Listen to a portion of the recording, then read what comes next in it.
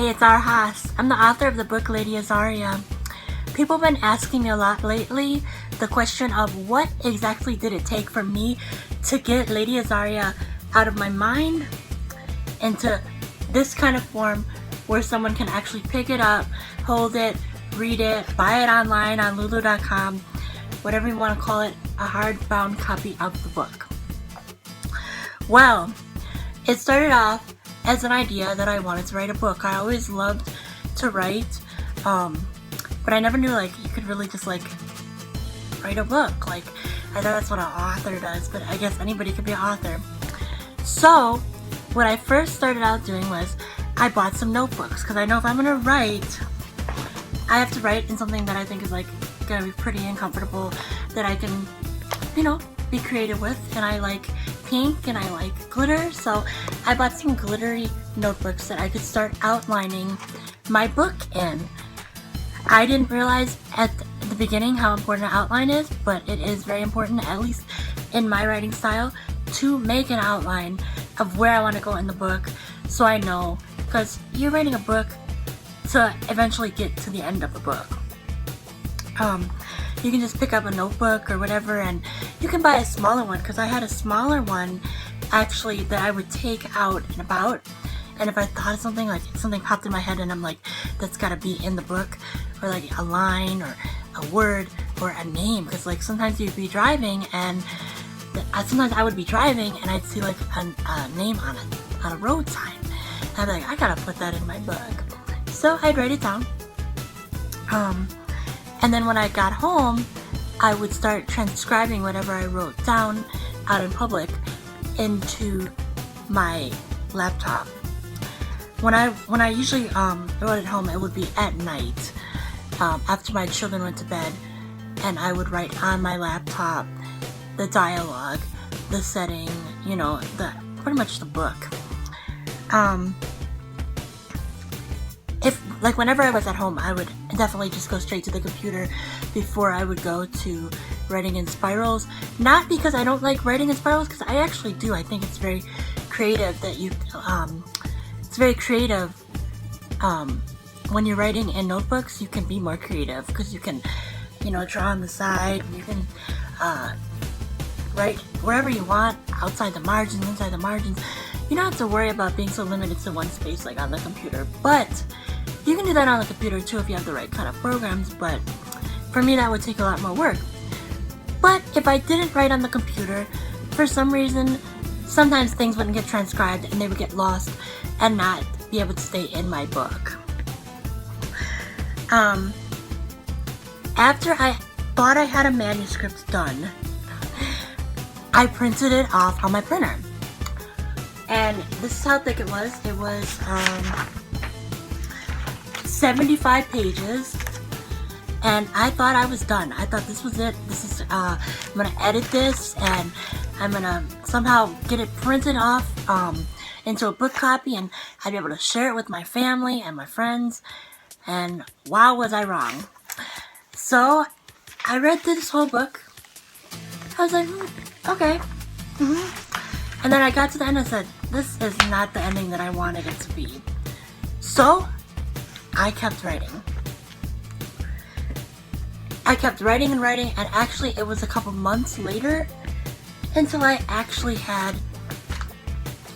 what I consider now my complete manuscript. It has a big clip here that closes. It has the cover art and the synopsis right on the second page of the manuscript here. And then I got to editing, which was really, I'd say, the most mentally grueling part of this whole process was editing the paper manuscript. Not only because it was actually physically tiring to write and cross out things and edit on by pen and paper, but I knew I was going to have to write this back all into the document, which I knew that was going to take some time. I know that, good things take time, but I kind of am an impatient person. But I would go through my manuscript and I'd make my edits. Let me try to find a page that's totally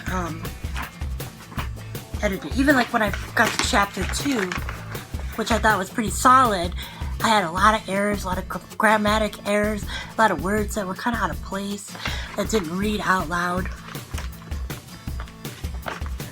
I would highlight whenever I introduced a new character. Sometimes it really pained me, but like I would end up crossing out a whole section. Change different spacings. I'd make my margins bigger so I could write in the margins new ideas that I definitely wanted to add. And I'd have to say this was the longest process.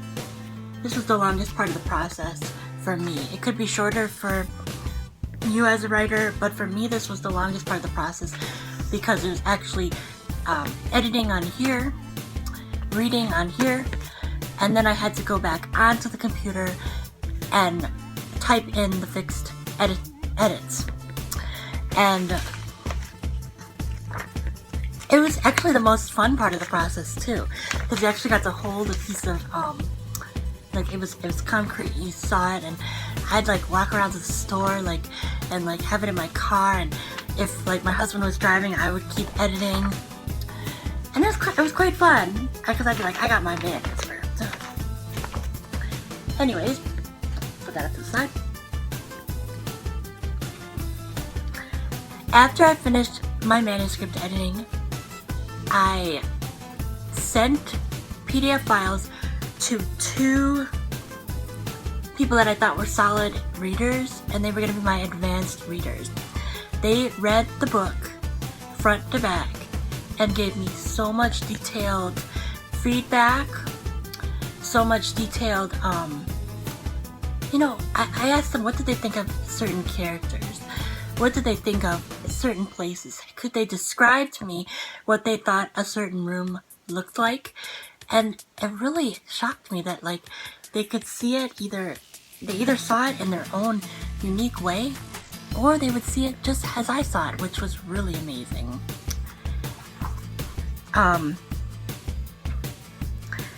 After the 2 solid readers read the manuscript, and they weren't reading it for grammatical and spelling errors, I sent my manuscript to an editor. And whoa. Wow. Punctuation problems.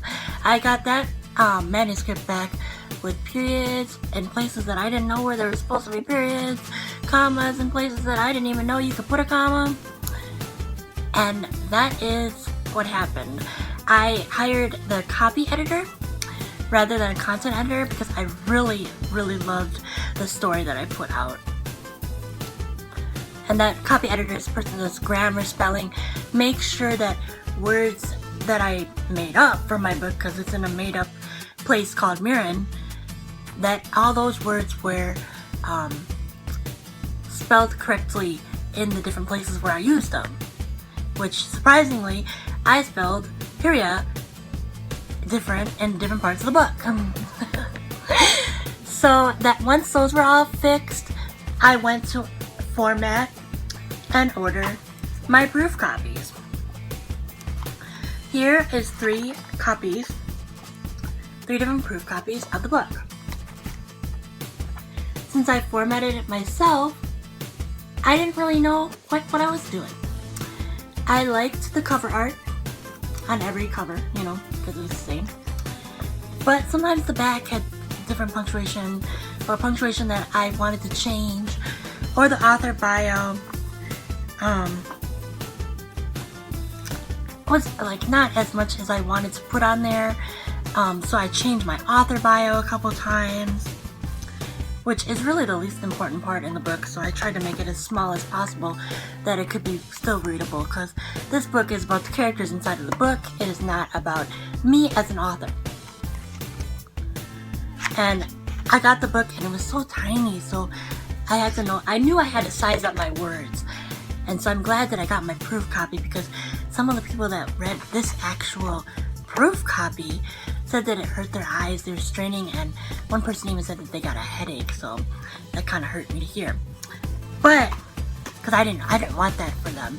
It's just what they told me. So I sized up my font. I changed everything that needed to be changed on the cover and the back. And this is what I came up with. It's a lot fatter since the font got sized up. And you can see I don't even need to go to the exact page, but you can already see here that, oh, let me try to put an example together, that the one on the right here that I'm holding, the font is a lot bigger than the one on the left. And so this is the copy that is going out on Lulu, and also, that I have here for myself to read and to look at and be like, I actually have a hard copy here for my book. Now, that seems kind of simple, but it took almost a year to get this far.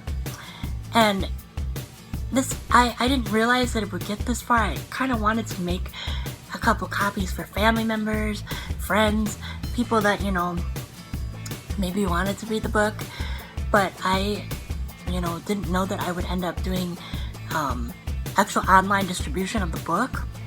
But I'm glad that I have, because so many people got to read the book and enjoy the characters that I did not think would be interested. But it is really exciting, and I'm grateful for all the support that I got throughout this process. It was a long process. And other thing people ask about is my cover art. How did I get this embroidered fabric onto my cover? Well, a lot of people actually do hire a cover artist, and I actually was planning on it, but I saw this dress in my closet, which is actually my wedding dress, and I decided I'm gonna try to take a picture of this embroidery and see if it would fit good on a book cover, because the dress in the book is green and pink as well, that she wears in one scene. And so I took a picture of the embroidery, kind of turned it on its side, and it ended up on the cover. So that's a kind of a thing, and I took a picture of the dress, actually with my Canon Rebel XT, and I actually like the picture that I took with my iPhone a lot better. So you don't need a lot of fancy equipment to get a nice picture for this glossy covered book. Although you have to be good with the sizing, because otherwise it can come out blurry, and that's just not, it doesn't look bookstore quality then. But I did want a simple cover. And anyways, so basically, if you want to write a book, just do it. I mean, if you want to do it for yourself and just have a copy to hold in your hand, which ultimately I started this process with that in mind. I didn't think I would sell any. I didn't even know if I'd let anybody read the copy of the book. But once I got over that hurdle of, not being embarrassed or scared of people to read my work, I really realized some people do enjoy reading these characters. So, if you want to write a book, my advice is just do it. Thank you so much for listening, and I will post the link below of where you can buy your own copy of Lady Azaria on lulu.com. See ya.